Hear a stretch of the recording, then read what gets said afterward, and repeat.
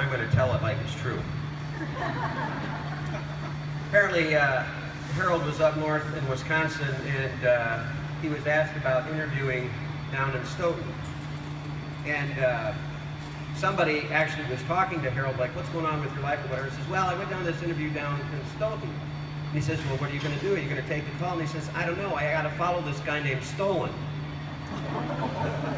And he said, well, what's up with that? And he said, I think he's been there 31 years and he built the place. And the sense of even Amos, Rich told me last night that the ghost of Stolen would be in the church today. Isn't that what you said, Rich? And Amos, when I first got here, I thought was God. Because people would say, Amos had this sense about him, and if you were in confirmation, you healed like a German shepherd. I mean, that's what you're supposed to do. He may have been Norwegian, but he got you to do what he needed to have done. And so Harold, when he had heard about these stories about Amos Stolen, he wasn't sure that he wanted to come. And then he stayed, 16 years? So, a wonderful story. Is that true, Mark? He's going to find out. This is Mark Peterson. This is Harold's son. When I fortunately needed to talk to Harold when he called and said he couldn't make it, I said, well, you know, at Holy Cross's anniversary, they did it in the fall. It was on Saturday night, and I couldn't get there. So I wrote something out, and they printed it. And he said, that's a great idea. My son, Mark, is a Toastmaster. He'll probably do it better than me. Here he is.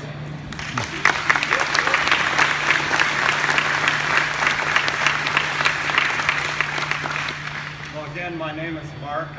I presently live in Nashville, Tennessee. Grew up here in Stoughton. I consider this my home.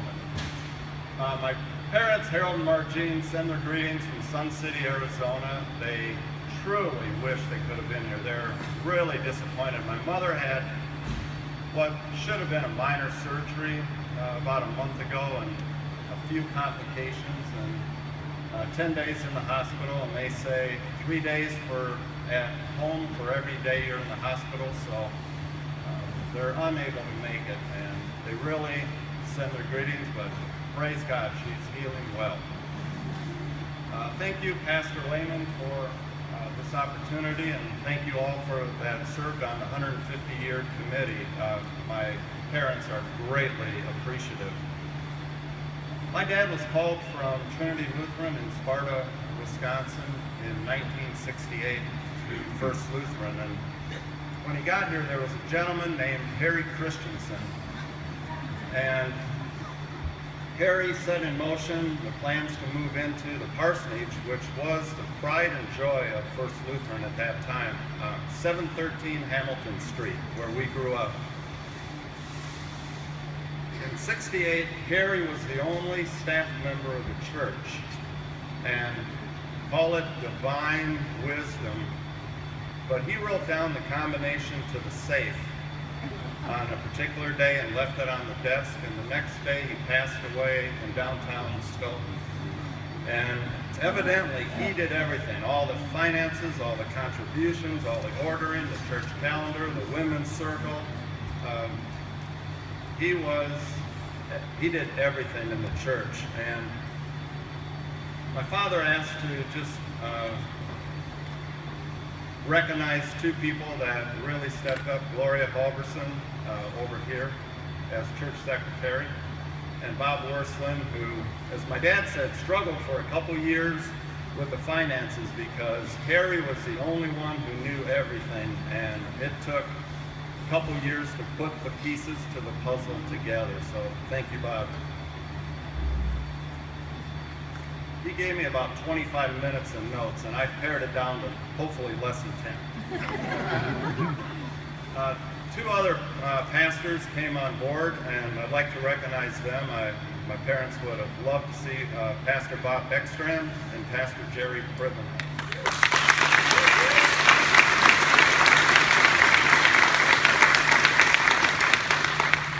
When my father arrived, evidently there was no parking lot. There was only on-street parking, and the church council bought a building, or the property committee bought a building next door and tore the house down.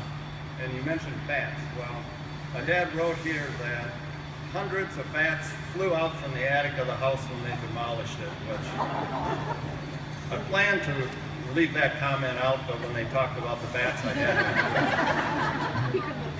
My mother was involved with a Martin Luther preschool.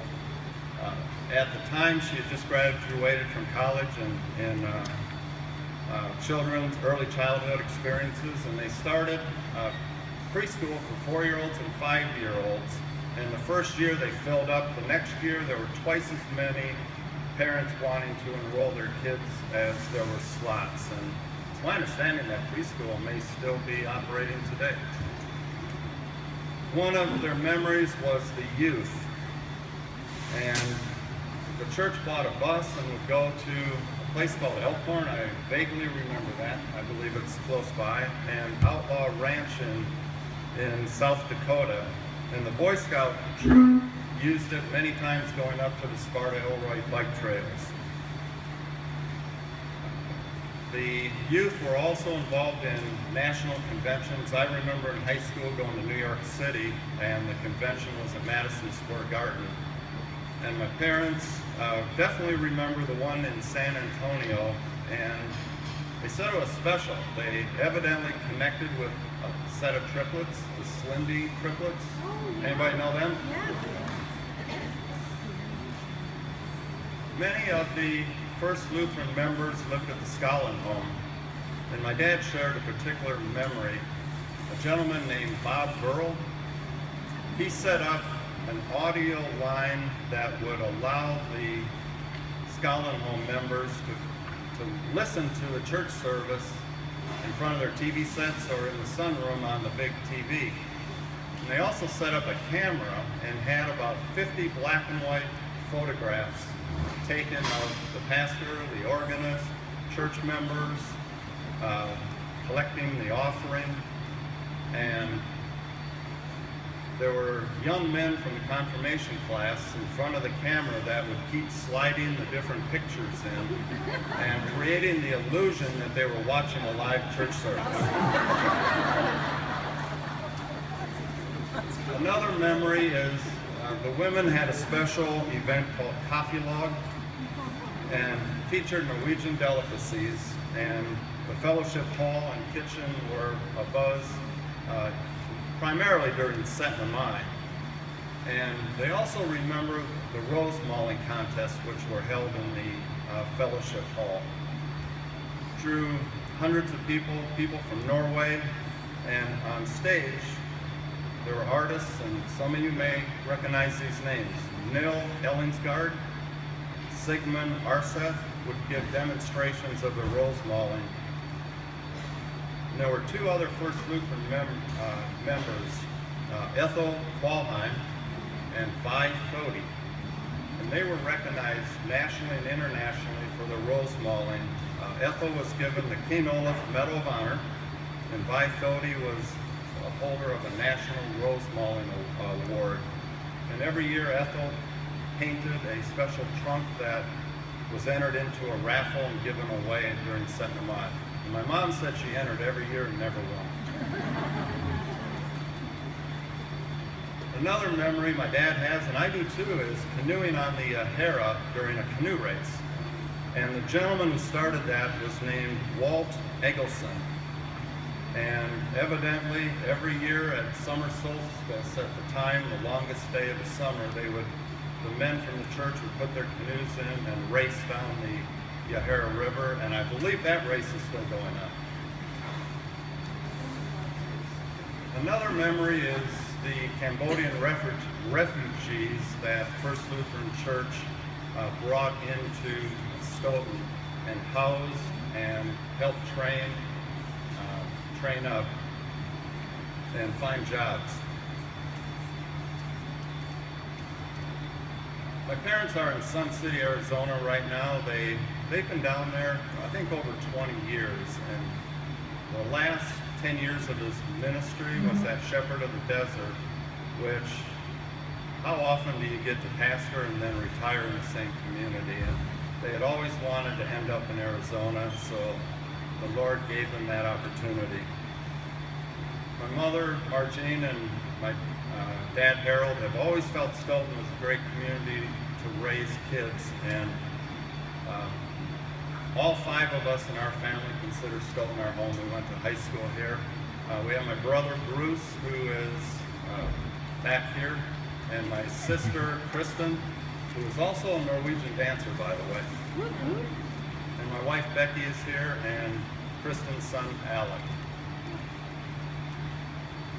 Stoughton has also kept really close touch with my parents, and the Norwegian dancers have made, I believe, 5 trips down to Sun City to perform, and my parents have been involved in helping plan the arrangements, the housing, entertaining these kids that come down.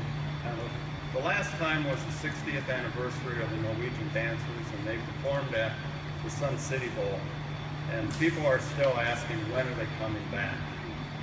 So thank you for this opportunity, just to share some memories of my parents and our time here in Stoughton.